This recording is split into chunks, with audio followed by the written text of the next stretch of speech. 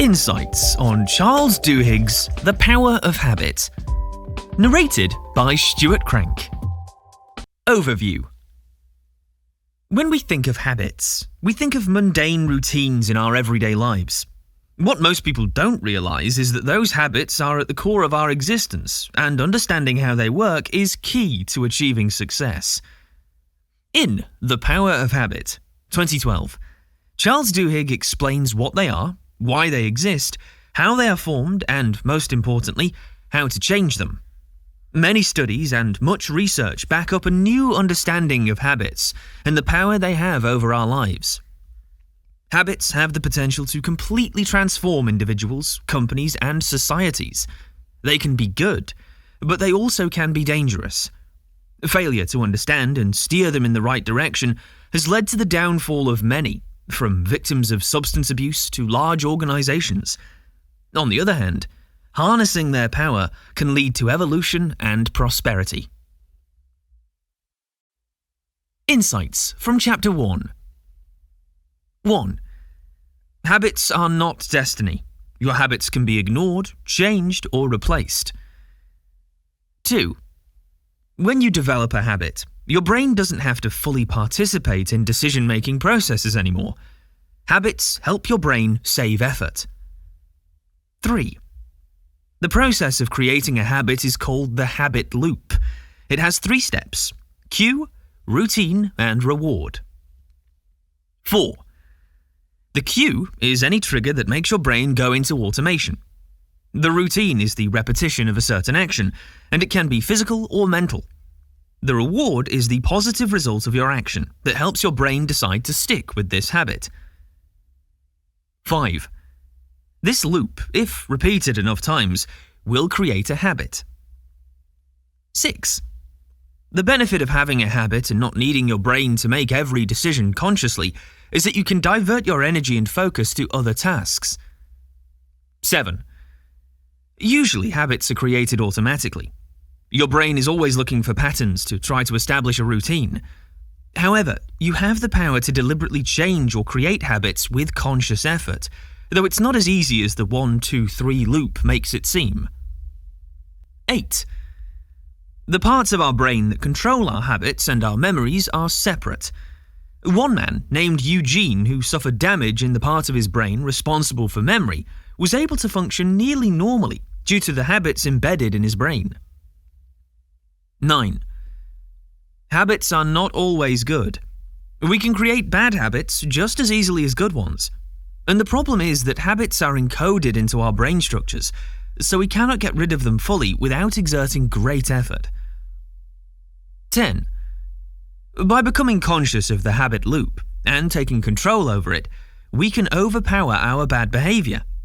If we create a habit out of this, slowly but surely, we replace the bad habit with a good one that becomes just as automatic. Insights from Chapter 2.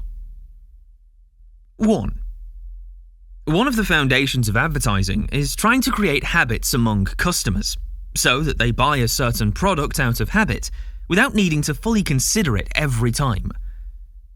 2. Advertising a product using the habit loop is not enough. The elements of the loop, cue, routine, and reward, are necessary components for the formation of a habit, but they alone don't create one. There needs to be some sort of fuel that powers a habit. 3. This fuel is craving. Craving is the force that makes the reward element worth it. No matter how good the reward is, if there is no craving for it, the habit won't stick. 4. Therefore, to create a habit, you should combine a cue, routine, and reward with a sense of craving that drives the habit loop. You should find a simple, clear cue and pair it with a similarly obvious reward that triggers neurological craving. 5. Craving can also be defined as expectation. Your brain should be expecting a certain reward after doing the action. The reward could be material or mental, something as simple as the sense of accomplishment you feel after jogging for half an hour. 6. Consumers are accustomed to toothpaste advertisements that promise a Hollywood smile, and entice them with the reward of having beautiful teeth. However, the Pepsodent brand added chemicals that created a satisfying tingle in the mouth after using their toothpaste. 7. Consumers started craving the tingly sensation and associated it with the brand. The mental reward of wanting healthy teeth wasn't enough. The physical reward was what created the habit. 8.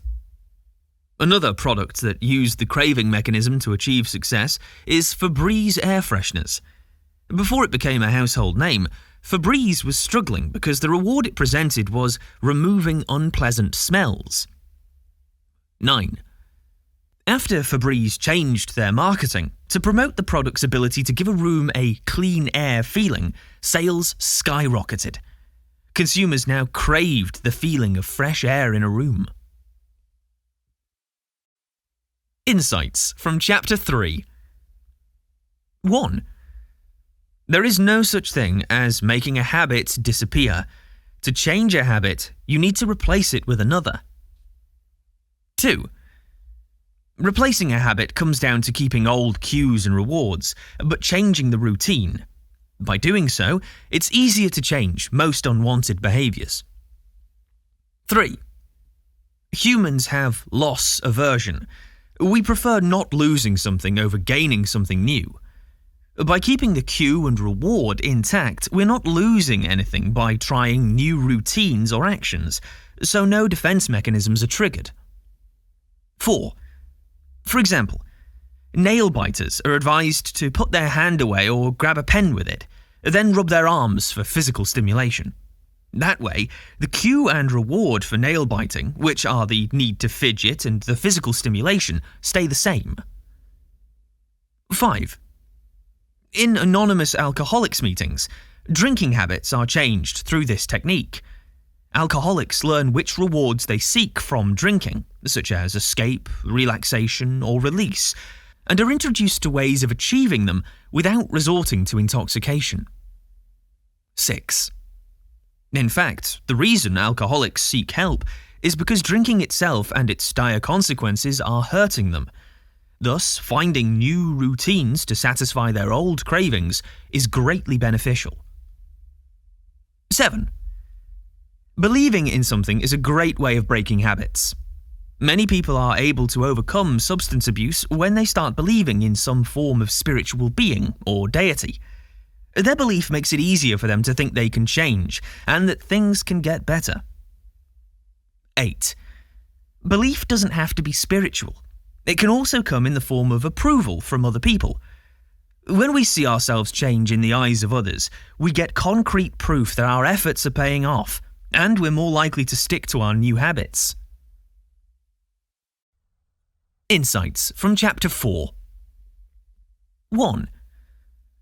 A keystone habit is a habit that, once changed, can trigger a domino effect of other habits changing as well. It's a crucial habit which has power to change your entire life.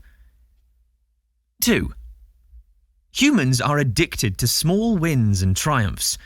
If you're able to change one thing about your life, you will be encouraged to change one other thing, and then another, and slowly become the person you've always wanted to be. 3. One of the most universal keystone habits is exercising. People who get into the habit of exercise very often change their other unhealthy habits and start eating better, sleeping better, having better posture, and more. 4. It's hard to get every single thing right from the start, and trying to change too much often results in failure. Picking one keystone habit and sticking to it will result in a chain reaction that will succeed in overhauling your life, just not all at once. 5. One keystone habit for family life is eating dinner together. As studies have shown, families who do so have better relationships, with kids doing better at school, having better emotional intelligence, and increasing their confidence. 6. Change is contagious. So once we change one thing in our life for the better, we start wanting to change other things to match this improved lifestyle. Small wins lead to more small wins and have the power to fuel big transformations. 7. It's not easy to identify the keystone habit you need to change in your life. It won't always be obvious. The key is to try and keep trying. 8. One example of a simple keystone habit that can lead to big changes was found in a 2009 weight loss study. Participants were not asked to make any changes to their diets, only to keep a food log of what they ate daily. 9. This habit by itself was enough to make participants notice unhealthy patterns in their eating and strive to make changes. Insights from Chapter 5. 1. One of the most essential keystone habits is cultivating strong willpower. It is one of the best precursors for success. 2. Think of your willpower as a limited resource that needs to be used wisely, or a muscle that gets tired. Normally, you have the most willpower in the morning. As the day goes by and you use it to make decisions, your willpower drains. 3. For this reason, it's a good idea to do all the important things you need to do early in the day. If you waste your willpower on doing boring, unimportant tasks, you'll barely have any left for the important ones. 4. The more you train your willpower, the more control you will have over what you do in the day. 5. Developing habits means that you will start doing what you need to do without having to use willpower. As habits become automated in your brain, the more healthy habits you have, the more willpower you save throughout the day. 6. In one experiment on willpower, as it related to money management, a group of people were tasked to write down a detailed log of all their expenses for 4 months. 7. Participants became more conscious of their expenses and developed better finances. But that wasn't all. They also made improvements on bad habits like smoking, drinking, eating junk food, and procrastinating. Developing willpower in one area made it a habit that they used for all aspects of their lives. 8. Training your willpower comes down to methodically planning how you are going to respond to certain cues, or which routines to activate when a trigger happens. The cues are most often going to be obstacles or temptations that your willpower needs to overcome. 9. For example, Starbucks employees are instructed that whenever they encounter a negative cue, such as angry customers, they should not think of how to respond and instead follow a company routine. Choosing how you react to something challenging ahead of time is essential. Insights from Chapter 6. 1. We may think that organizations have it all figured out, that their leaders sit around tables in top-secret meetings, discussing their next strategies and making tough decisions, but that perception is mostly inaccurate. 2. Most company decisions are the product of long-standing organizational habits and patterns, which individuals or CEOs themselves often don't really notice or realize, and the majority of these habits develop accidentally. 3. Companies would not operate effectively if every single decision needed to be analyzed and discussed by teams, or even made by individuals. Instead, routines and habits are in place, sort of like unwritten rules, that govern the way things operate. 4. Having routines in place leads to less uncertainty when incidents happen. However, this also means that it becomes hard to spot bad habits and fix them. 5. Leaders need to work hard to single out patterns and habits in their organizations that may be leading to losses or bad performance, and try to cultivate new, better habits. 6. Companies are akin to battlefields in a civil war. All departments must coordinate, but in the end, everyone naturally will need to look out for themselves and have their best interests at heart. 7. For a company to function smoothly, everyone must sacrifice some self-interest and make compromises. This is called a truce. Truces need to be balanced, and they're similar to keystone habits in that they're the source of development for other good habits. 8. Often, to spot bad company habits and be willing to change them, there needs to be a crisis. These emergency situations are bad in the short term, but beneficial in the long term as they help spot weaknesses in the company's truce. 9. Good leaders know how to utilize a crisis to rebalance the company habits, thus making it a learning and growing opportunity. Insights from Chapter 7. 1. Your habits can be and are being manipulated by businesses to get you to spend money on their products. It doesn't mean you need to be paranoid, but knowing how to spot these tactics can help you figure out whether your behavior is being manipulated. 2. For example, when you enter a grocery store, piles of fruits and vegetables are usually displayed in the front. When customers first pick up some healthy produce, they're more likely to pick up unhealthy snacks later because they feel they've made a healthy choice already. 3. The reason popular songs all sound familiar to us is because the songwriters and producers intended exactly that. We crave what is familiar, so we tend to gravitate towards accessible songs that sound like everything we've heard before. 4. This is how we are successfully sold new things disguised in old habits. This tactic makes it easier for us to accept them into our lives. Advertisements always seek to connect products to things we already have bought or experienced. 5. With that being said, not everyone behaves exactly the same, so habits aren't that easy to predict. We all have our individual ones. This is why there is such a race between companies to collect customer and user data. 6.